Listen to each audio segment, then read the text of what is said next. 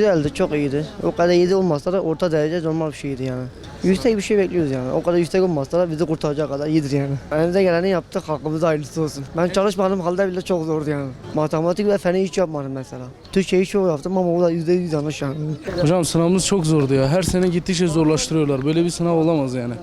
ÖSYM buna bir el atması lazım artık. Özellikle matematikte bu kadar da olmaz. Türkçeler paragraf.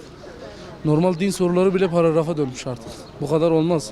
Yani öğrencileri düşünmeleri lazım. Çünkü benim şu an 3. mezuniyetli yılım. 3 keredir giriyorum. Bu kadar bilmiyorum yani her sene gittikçe zorlaşıyor. Sınav iyi de işte. Matematik biraz zorladı beni. İnşallah Allah hakkımıza hayırlısı. İyiydi yani zorlamadı. İlk başta stresliydi ama geçtiğimizde soruları gördüğümüzde iyiydi yani. Tabii ki soruna hazırlanmadan olmaz zaten.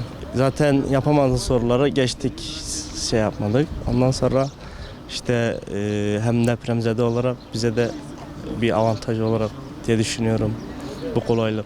Yani ilk başta çok böyle dengesizdi. Ondan sonra deprem oldu. Bir daha zaten şey oldu, köye falan gittik geldik. Adapte olma süresi vardı. Ondan sonra işte yavaş yavaş raylar oturmaya başladı. Öyle de devam etti yani. Çok şükür de beklediğimiz gibi geldi. Sınav da o kadar zor değildi.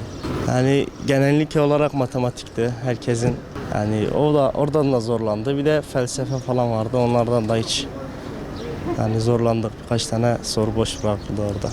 Güzeldi, sınav bayağı kolaydı. Yani bilmiyorum, depremden dolayı da olabilir. Hani etkisi, kolaylığı.